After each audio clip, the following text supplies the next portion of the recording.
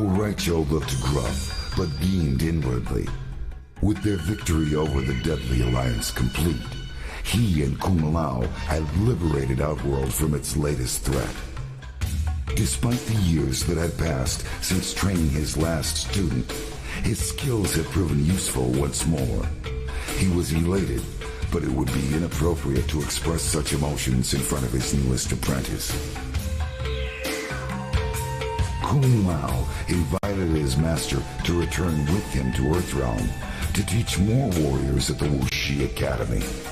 The success of his apprentice gave him renewed confidence in his training skills and, for the first time, a clear purpose in life. Rai Cho offered only token resistance. He accepted the offer because the defenders of Earthrealm could certainly use his help, but more importantly, because Earthrealm's rice wine put Outworld's liquor to shame.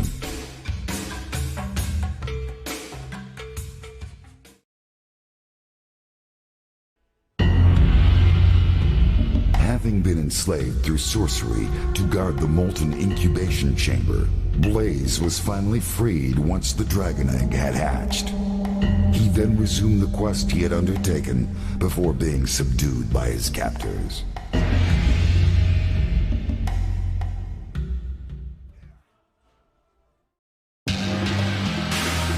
Sent by the sorcerer Shang Tsung, the two Oni known as Draman and Moloch confronted Quan Chi, enraged that he had tried to leave them stranded in the bowels of the Netherrealm.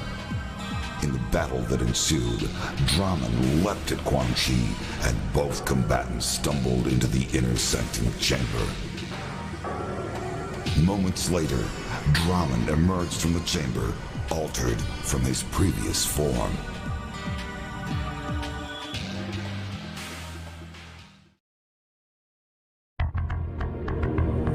As they traveled back to the portal that would return them to Earthrealm, Sub-Zero revealed to Frost that she had been an integral part in the destruction of the Deadly Alliance, and that he was proud to have her as a member of the Lin Kuei clan. But unknown to Sub-Zero, Frost's true intention for joining the Lin Kuei was to become Grandmaster herself. She used her Ice Blast to temporarily immobilize him and rip the dragon medallion from his chest. As she held the medallion, she felt power surge through her body. Lacking the strength and discipline required to control the medallion's immense power, she was consumed by her own freezing ability.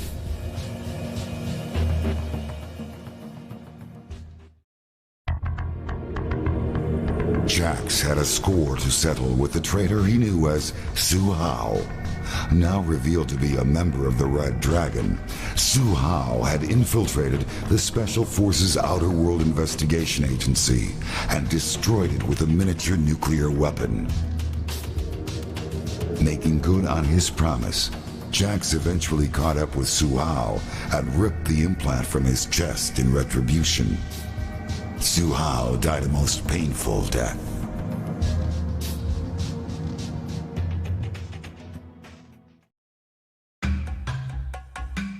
Upset by the way his adventures had been portrayed in the past, Johnny Cage found a loophole in his contract and left MCM Studios during the production of Mortal Kombat: The Death of Johnny Cage. He then used his own money to fund the production of his next movie, which is rumored to be the true story of his latest adventures in Outworld. Mortal Kombat: Deadly Alliance broke all records in its first weekend in theaters and made Johnny Cage extremely wealthy. The movie told the true story of how Johnny Cage single-handedly saved the world from the threat of Quan Chi and Shang Tsung's Deadly Alliance.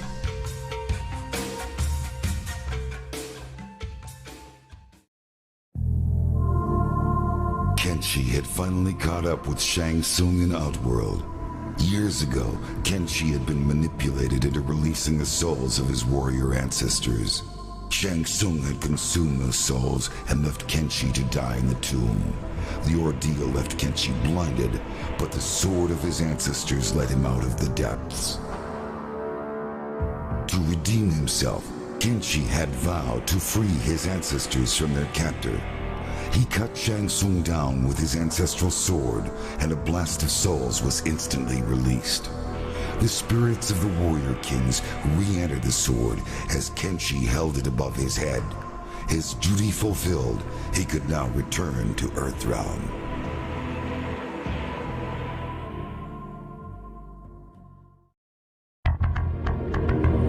Kitana's longtime enemy Shao Kahn was dead, and the alliance between Shang Tsung and Quan Chi was defeated with the help of warriors from Earthrealm. Although there was peace once more throughout the realms, all was not right for Kitana. Saddened by the death of Goro, she attended a ceremony in the Kuotan Palace to honor her fallen friend and ally. Following Shokan tradition, Prince Goro's body was lowered into the molten rock contained within the throne room itself. As Kitana said goodbye to her wartime ally, she also held a moment of silence for Liu Kang, and secretly wished he had joined her in Edenia so many years ago.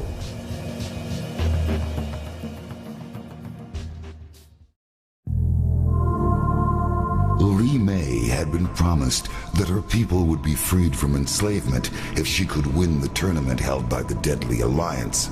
Now that she had emerged victorious, the true purpose behind the tournament was finally revealed to her. Her soul would be the last one Shang Tsung needed to completely revive the Dragon King's lost army.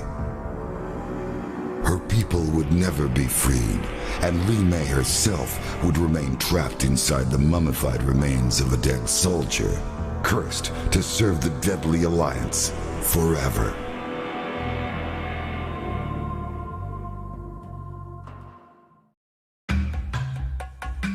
For many years, Mavado's Red Dragon clan had been secretly engineering the destruction of their rivals, the Black Dragon.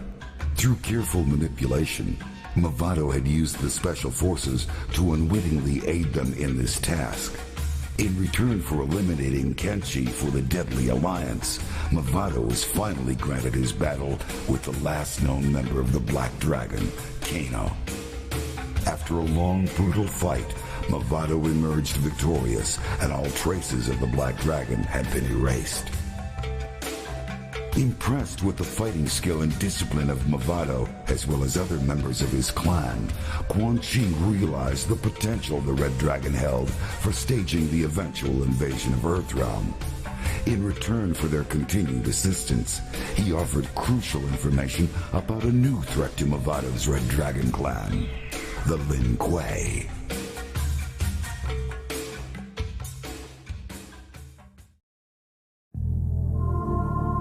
After what seemed like an eternity, Cyrax finally emerged from the lava, holding the orb that had bound Nitara's realm to Outworld for ages. At last it was within her grasp. She would be able to free her people from Shao Kahn's imprisonment. Fulfilling her end of the bargain, she sent Cyrax back to his Earthrealm home in exchange for the orb. Nitara stared into the orb. It seethed with the power trapped within. She raised it above her head and then smashed it to the floor. It shattered with an inhuman soul-rending howl. Its horrible energy exploded away and tore her consciousness from her. She awoke later for the first time on her native soil.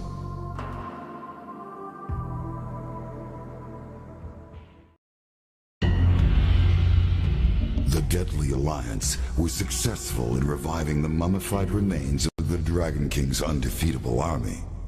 It would appear that nothing could stand in the way of Shang Tsung and Quan Chi as they began their domination of the realms. Unfortunately for Shang Tsung, however, Quan Chi had no further need for the partnership.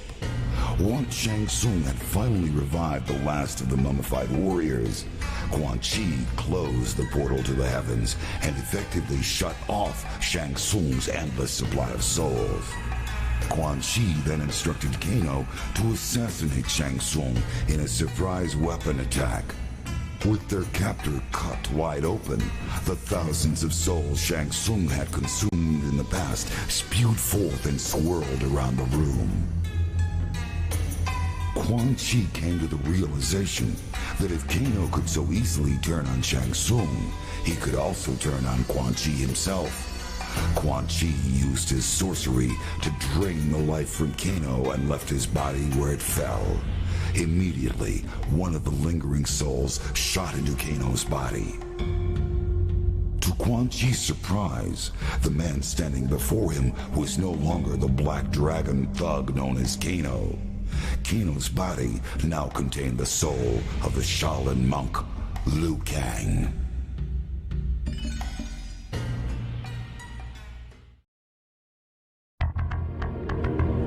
Despite the strong sulfurous stench that filled the chamber, Reptile could smell that Nitara and Cyrax had been there recently. There was no sign of them now, except for some scattered glass shards and a residual trace of strong magical energies. His revenge would have to wait. Suddenly, an expectant hush filled the chamber as energy cascaded around what appeared to be a dragon embryo. The tiny dragon stretched and the egg cracked. A beam of energy ripped out from inside and lanced into Reptile. His world was filled with a roaring power as his squamous body was twisted and transformed. The ancient prophecy had been fulfilled. The Dragon King had returned.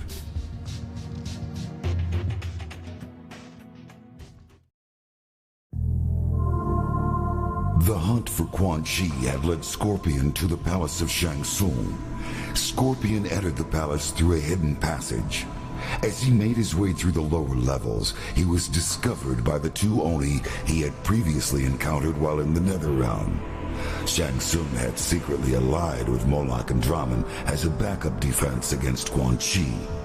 The two Oni had been hidden in an underground chamber and were periodically fed mortals to keep them satisfied. Scorpion fought well, but was overpowered by Moloch and Draman. Although they could not consume the ninja specter, they devised another means for eliminating their foe that would satisfy their cruel nature. The Oni brought Scorpion before the portal to the heavens that Shang Tsung had tapped as a source of limitless souls. They hurled him into the Solnado, and his hellspawn body was ripped apart by the purity of that realm.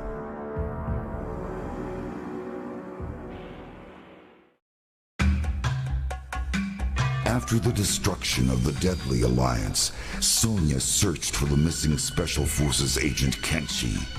She finally discovered him badly beaten and near death, apparently from hook-like wounds in his ribcage.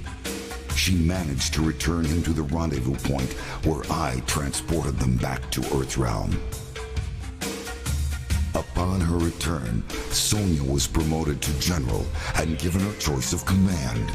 She handpicked a team to deal with new terrorist threats located on Earth, while in Outworld, Special Agent Kenshi had learned of a new threat to peace. The Red Dragon had awakened.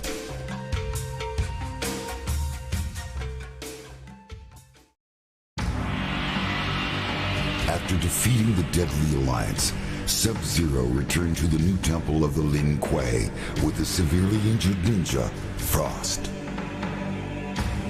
A short time later, I visited the temple to commend him for his victory in Outworld and to express my gratitude for all his assistance. With Sub-Zero now the Grand Master of the Lin Kuei, Earthrealm will be well protected.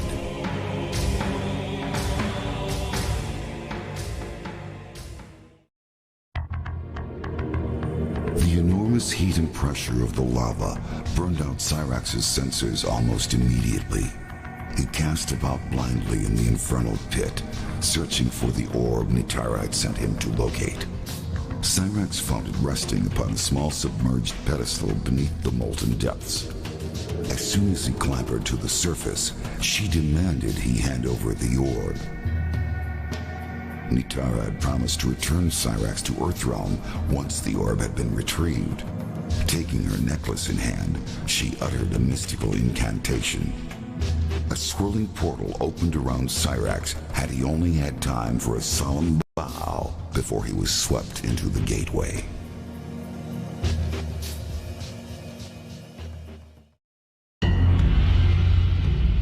Kano and Sonya had fought before. Although Kano was humiliated by his defeat at her hands so many years ago, this time the outcome would be different. Kano had stolen Quan Chi's amulet at the request of Shang Tsung. With the amulet in his possession, Kano came to the realization that he was now in total control of the revived undefeatable army.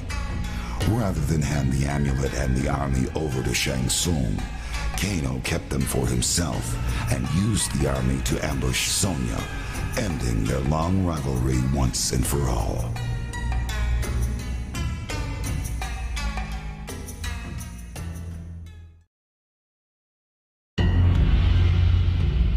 Su Hao reported to his superior, Movado, and informed him of his success in destroying the Special Forces Outer World Investigation Agency. Movado then informed Su Hao of his next objective. It seemed that Quan Chi was proving to be a powerful ally and was willing to aid the Red Dragon in its quest for domination of Earth. In a show of good faith, Movado agreed to destroy Quan Chi's enemies. The sorcerer suspected betrayal from Shang Tsung. There was evidence that Shang Tsung had allied with the two Oni, known as Moloch and Brahmin.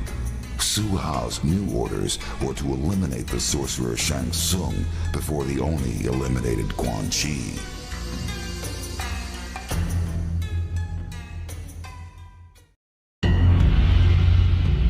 Rage fueled Kung Lao's thirst for revenge.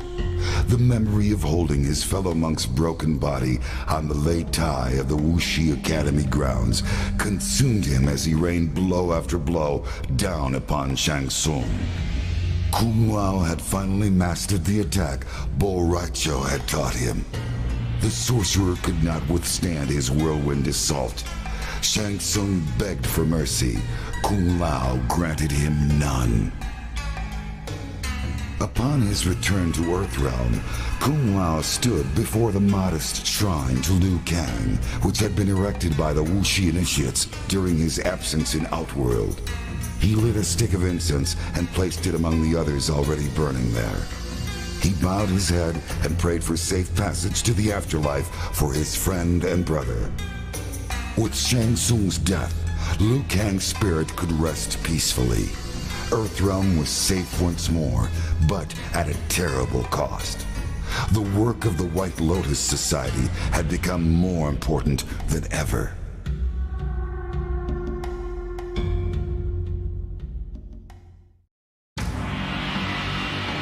Once again, the threat to Earthrealm has been vanquished. The deadly alliance is no more. What dangers lie in the future I can no longer foresee. Perhaps the Dragon King will in fact return. Perhaps the depths of the Netherrealm will spew forth a legion of Oni. Even the vampire people pose a threat to peace now that Outworld is in chaos. But one thing is certain. Earthrealm must be protected.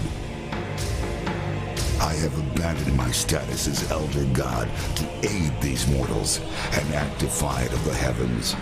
I will instead remain here on Earth as God of Thunder.